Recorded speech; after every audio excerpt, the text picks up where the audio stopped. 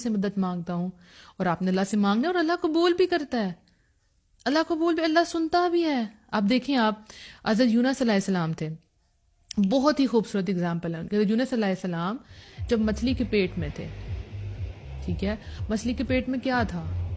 رات کا اندھیرا، سمندر کا اندھیرا، اور مچھلی کے پیٹ کا اندھیرا، اندھیروں پہ اندھیرے۔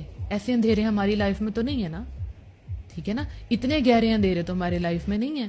جیسے ہم اپنے کمرے میں ہوتے ہیں تو ہم آواز دے کے کسی کو بلا لیتے ہیں کہ ہماری آ کے مدد کر دو، دروازہ نوک کرتے ہیں، میں پھنس گیا ہوں مجھے کھولو، اپنی ماں کو آواز دیتے ہیں جو بھی پریشانی ہوتی ہے، ٹھیک ہے، لیکن ہمیں یہ پتہ ہے کہ سب اپروچ میں ہیں، سب نزدیک ہی ہماری مدد آ جائے گی۔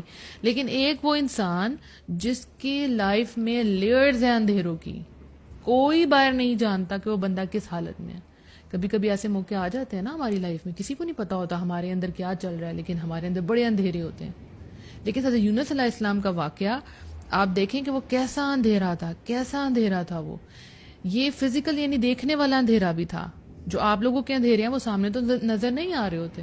تو وہ جب مچھلی کے پیٹ کے اندر تھے تو انہوں نے کیا پکارا تھا؟ لا الہ الا انت سبحانک انی کنت من الظالمین۔ انہوں نے اللہ کو پکارا تھا اور اعتراف کیا تھا کہ یا اللہ میں ہی ظالموں میں سے ہوں۔ تو اللہ نے ان کی سن لی، اللہ نے ان کو ان اندھیروں سے، تینوں اندھیروں سے باہر نکال دیا، کیونکہ انہوں نے اللہ کو پکارا تھا، انہوں نے کسی اور کو نہیں پکارا تھا۔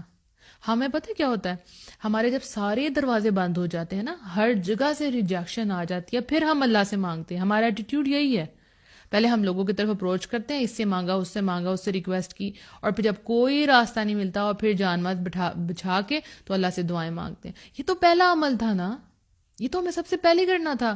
وَاسْتَعِینُوا بِالصَّبْرِ وَالصَّلَاةِ، صبر اور نماز سے اللہ سے مدد طلب کرنی تھی، ٹھیک ہے نا۔ تو ہم نے تو ایسا کیا ہی نہیں، نہ تو ہم نے صبر کیا اور نہ ہی ہم نے اللہ سے مانگا۔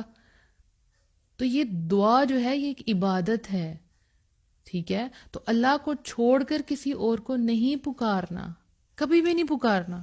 کچھ بھی ہو جائے، اپنے ہاتھ آپ کے اللہ کے آگے اٹھنے چاہیے۔